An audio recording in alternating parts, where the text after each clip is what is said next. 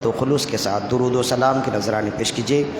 اللہم صلی علی سیدنا و مولانا محمد معدن الجود والکرم وعلی آلہ وآلہ، تو وہ اس کی طرف دیکھے گا، توجہ کرے گا۔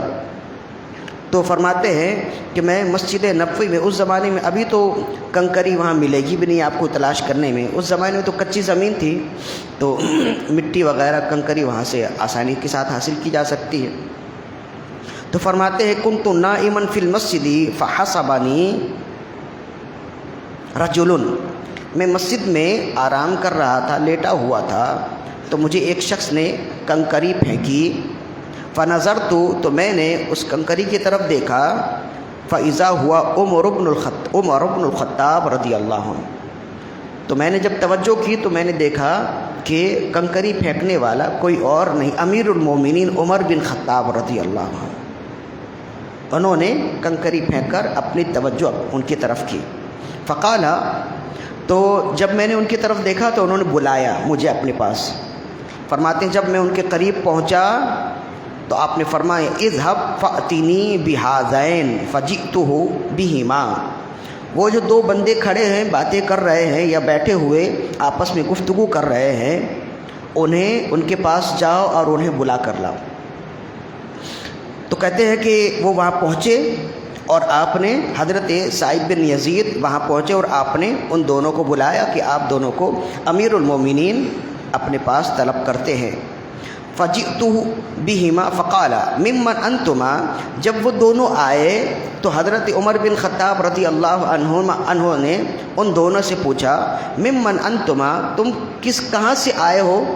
ظاہر ہے کہ مسجد نبوی میں پوری دنیا کے لوگ آتے ہیں، تو ابھی تو چونکہ ذرائع ابلاغ بہت آسان ہو گئے ہیں تو دنیا کے کونے کونے سے لوگ آتے ہیں، تو اس زمانے میں بھی لوگ آیا جایا کرتے تھے، اگرچہ لوگوں کی آمد کی تعداد ابھی کے مقابلے میں کم ہوتی تھی، لوگوں کی تعداد بھی کم تھی اور آمد و رفت کے راستے بھی ذرا مشکل تھے، اس وجہ سے اس زمانے میں لوگوں کی اتنی کثرت نہیں ہوتی تھی ابھی جتنی ہوتی ہے۔ تو بہرحال وہ ساری دنیا کے لوگ وہاں آتے ہیں، تو آپ نے پوچھا کہ تم کہاں سے آئے ہو؟ فقالا، تو ان دونوں نے کہا من اہل الطائف، ہم طائف سے آئے ہیں۔ طائف ایک مدینہ منورہ سے تھوڑی دور کے فاصلے پر ایک شہر ہے اور بہت خوبصورت شہر ہے طائف، اور ٹھنڈا شہر ہے۔ مدینہ منورہ سے غالباً 75 یا 80 کلومیٹر کے قریب وہ شہر ہے، لیکن مدینہ میں جیسی گرمی ہوتی ہے وہاں ویسی ٹھنڈک ہوتی ہے۔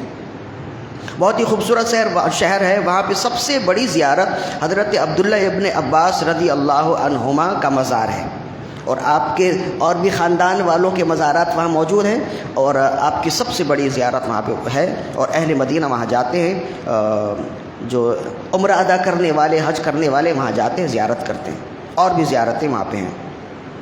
تو آپ نے فرمایا کہ تم کہاں سے ہو؟ تو انہوں نے کہا ہم اہل طائف ہیں، یعنی ہم طائف شہر سے ہیں۔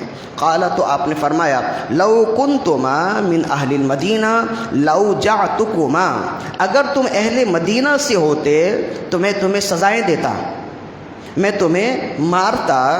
تو انہوں نے کہا کہ ہمارا قصور کیا ہے؟ تو آپ نے فرمایا ترفعانی اصواتکما فی مسجد رسول اللہ، تم دونوں رسول اللہ کی مسجد میں گفتگو کرتے ہوئے اپنی آواز بلند کر رہے ہو۔ تو اس میں چند باتیں ہیں جو غور طلب ہے۔ دیکھیے حضرت عمر بن خطاب رضی اللہ عنہ ہمیں جو ادب سکھایا ہے نا، وہ ہمیں صحابہ کرام نے سکھایا ہے۔ دیکھیں حضرت عمر بن خطاب، انہیں کوئی پوچھنے والا نہیں، انہیں کوئی روکنے ٹوکنے والا نہیں، ان کے کسی کام پر اعتراض کرنے والا کوئی نہیں ہے، لیکن آپ مسجد نبوی میں بیٹھے ہیں اور ایک کونے سے دوسرے کونے میں کسی شخص کو بلانا چاہتے ہیں تو آپ نے آواز نہیں دی، کنکر پھینکی۔ اگر آواز دیں گے یعنی کہ ایک معتکف اس کونے میں بیٹھا ہے، دوسرا معتکف اس کونے میں بیٹھا ہے، اگر اسے طلب کرے گا، اپنی توجہ اس کی طرف کرنا چاہے گا، اس کی طرف توجہ اپنی طرف کرنا چاہے گا تو آواز دے گا، فلاں بھائی ذرا سنیے، ہاں، تو آواز بلند ہوگی نا۔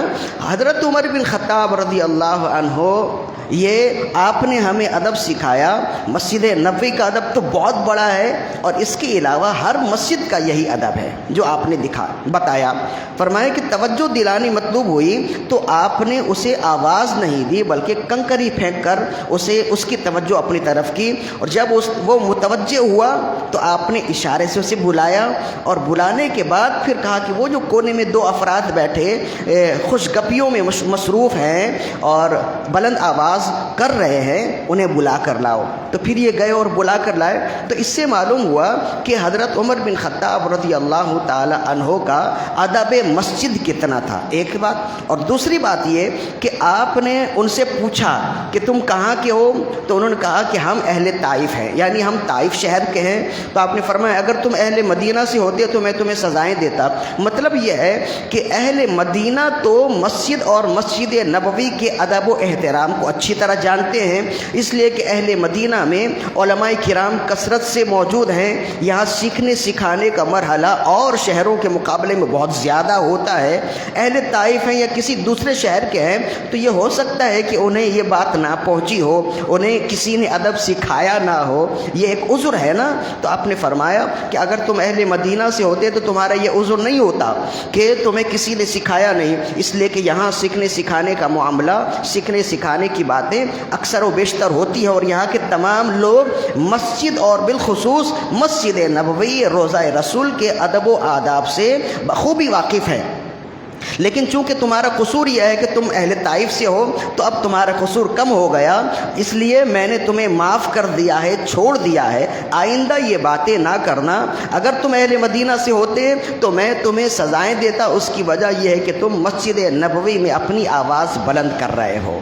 تو اس سے چند باتیں معلوم ہوئی۔ ایک بات تو یہ ہے کہ ادب و احترام کس قدر زیادہ ہے امیر المومنین کا، ایک، اور دوسرا یہ ہے کہ کبھی ایسا ہوتا ہے کہ اگر کسی شخص کو کسی بات کے بارے میں، کسی کام کے بارے میں معلوم نہ ہو تو وہ عذر بھی قابل قبول ہے۔ اور تیسری بات یہ ہے کہ جس طرح مسجد نبوی کا ادب و احترام ہے ویسے ہی ہر مسجد کا ادب و احترام ہے، ویسے ہی مسجد بیت اللہ کا ادب و احترام ہے، اس لیے کہ جب بیت اللہ کہا جائے تو اس کا اطلاق سب سے پہلے تو یہ خانہ کعبہ میں ہوتا ہے، اور اس کے علاوہ ہر مسجد پر بیت اللہ کا اطلاق ہوتا ہے۔ ہر مسجد اللہ کا گھر ہے، لہذا ہر مسجد کا ادب و احترام وہی ہوگا جو عمر بن خطاب رضی اللہ عنہ نے یہاں بتایا ہے۔ لہذا بالخصوص معتکفین کے لیے اور بالعموم تمام لوگوں کے لیے، تمام مسلمانوں کے لیے، بالخصوص تمام نمازیوں کے لیے یہ تنبیہ ہے کہ مسجد میں جب آئیں تو مسجد کے ادب و آداب کا خیال رکھنا بھی بہت زیادہ ضروری ہے۔ ایسا نہ ہو کہ آپ ثواب کمانے کے لیے آئے، ثواب کمانے کے لیے بیٹھے، لیکن جب جائیں تو کچھ بھی نہ ہو۔ لہذا مسجد کے آداب میں سے، احکام مسجد میں سے یہ ہے کہ یہاں آواز بلند نہ کی جائے، ایک، اور دوسرا ادب یہ ہے کہ مسجد میں دنیاوی گفتگو نہ کی جائے۔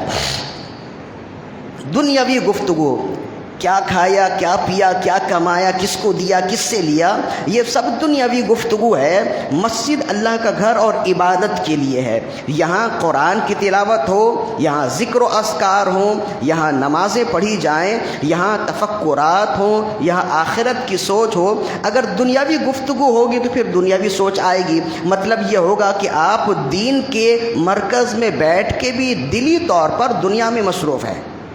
تو قرآن یہ چاہتا ہے، شریعت یہ چاہتی ہے کہ جب بندہ مسجد میں آئے تو اپنی دنیا اور دنیا داری کو باہر ہی چھوڑ کر آئے، اور مسجد میں آئے خالصتاً اللہ کی عبادت کے لیے آئے۔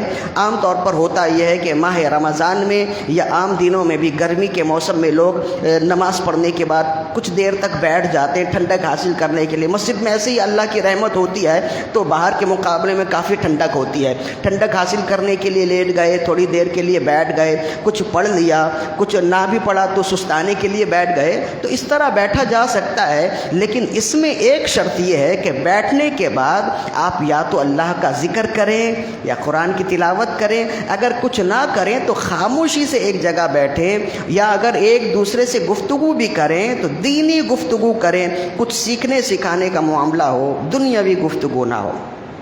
اگر دنیاوی گفتگو کریں گے تو پھر یہاں بیٹھنے سے بہتر ہے کہ پھر آپ جا کر گھر میں بیٹھیں، یہاں بیٹھنے سے بہتر ہے کہ آپ باہر جا کر بیٹھیں، اس لیے کہ باہر اگر دنیاوی گفتگو کریں گے تو آپ گناہ گار نہیں ہوں گے، مسجد میں گناہ گار ہوں گے۔ اس کا خیال رکھنا ضروری ہے۔ ہم اصل میں ہر طرح سے بے ڈھنگے ہو گئے ہیں، ہمیں نہ زندگی گزارنے کا ڈھنگ ہے، نہ طور طریقہ ہے، اور نہ ہی شریعت کے لحاظ سے شرائع اسلام پر چلنے کا طور طریقہ۔ ہم ہر طرح سے بے ڈھنگے ہو گئے۔ آہستہ آہستہ ہمارے دلوں سے عبادات کا شوق ختم ہو رہا ہے، عبادات کی اہمیت ختم ہو رہی ہے، مقدس مقامات کی اہمیت جو ہمارے بڑوں کے دلوں میں تھی اب ہمارے دلوں میں نہیں ہے۔ ماہ رمضان کا جو ادب و احترام ہمارے بڑوں کے دلوں میں تھا اب ہمارے دلوں میں نہیں ہے۔ کھلے عام لوگ کھاتے پیتے نظر آتے، کھلے عام ایک دوسرے سے کہتے ہوئے نظر آتے کہ میں روزہ نہیں رکھتا، حالانکہ کچھ سالوں پہلے تک جب ہمارے بزرگان دین زندہ تھے تو اس کو بہت ہی معیوب سمجھا جاتا تھا۔ دکانیں بند ہوتی تھی، ہوٹلیں بند ہوتے تھے، تمام کھانے پینے کے ادارے بند ہوتے تھے، اب یہ سب کے سب کھلے ہوتے ہیں۔ تو آہستہ آہستہ ہمارے دلوں سے مقدس مقامات، مبارک ایام اور عبادات کی اہمیت ختم ہو رہی ہے، اور جب ختم ہو رہی ہے تو اس کا نتیجہ یہ ہے کہ ہم ان چیزوں کی توقیر کرنے سے عاجز آ رہے ہیں۔ لہذا اسلام اور مسلمان ہونے کا تقاضا یہ ہے کہ ہم نمازوں کی توقیر بھی جانیں، مسجد کا ادب و احترام بھی جانیں، مسجد کے حقوق جانیں، اور مسجد کے حقوق تو بہت سے ہیں، ان میں سے ایک یہ ہے کہ مسجد میں آواز بلند نہ کی جائے۔ اچھا، آواز بلند کرنے سے بھی مطلب یہی ہے کہ دنیاوی گفتگو، ورنہ مؤذن اذان بھی دیتا ہے تو آواز بلند کرتا ہے، امام تلاوت بھی کرتا ہے تو آواز بلند کرتا ہے، میں ابھی گفتگو بھی کر رہا ہوں تو آواز بلند ہے، تو یہ سب دین کے احاطے میں داخل ہے۔ اس وجہ سے اس کی ممانعت نہیں ہے۔ ممانعت یہ ہے کہ آپ قہقہہ لگائیں، شور کریں، دنیاوی گفتگو کریں، تو یہ منع کیا گیا ہے۔ اور اس کا انجام کیا ہوتا ہے، یہ آخری حدیث دیکھیے۔ حضرت حسن مرسلن روایت کرتے ہیں، حسن البصری روایت کرتے ہیں، قال رسول اللہ صلی اللہ علیہ وسلم، رسول اللہ صلی اللہ علیہ وسلم نے ارشاد فرمایا، یأتی علی الناس زمان یکون حدیثهم فی مساجد فی امر دنیاہم، ایک زمانہ ایسا آئے گا لوگوں پر کہ ان کی مسجدوں میں دنیاوی گفتگو ہوگی۔ فلا تجالسوہم، تو اے لوگوں میں تمہیں پہلے ہی خبردار کر دیتا ہوں، تم جب دیکھنا کہ وہ لوگ مسجد میں دنیاوی گفتگو کر رہے ہیں تم ان کے ساتھ بیٹھ کر گفتگو میں شریک مت ہونا۔ فلیس للہ فی حاجۃ، اس لیے کہ اللہ سے ان کا کوئی واسطہ نہیں ہے، وہ مسجد میں بیٹھ کے بھی غیر ہی ہیں، وہ اللہ والے نہیں ہیں۔ لہذا جب ایسا ہے تو اپنے اعمال کی حفاظت کیجئے، اپنے اعمال کو ستھرا کیجئے، اس لیے کہ فقہاء کرام نے فرمایا، کلام المباح فی المسجد مکروہ یأکل الحسنات، دنیاوی گفتگو مسجد میں کرنا نیکیوں کو کھا جاتا ہے، نیکیاں ختم ہو جاتی ہیں۔ لہذا جب ایسا ہے، ہم تو ایسے ہی نیکی کرنے والے کم ہیں، ہمارے پاس تو نیکیاں ہی گنی چنی ہیں، وہ بھی اگر کچھ تھوڑے تھوڑے اعمال، یہ اس طرح کے اعمال سے ہماری نیکیاں ہی ختم ہو جائیں تو پھر پلے کچھ بھی نہیں بچے گا۔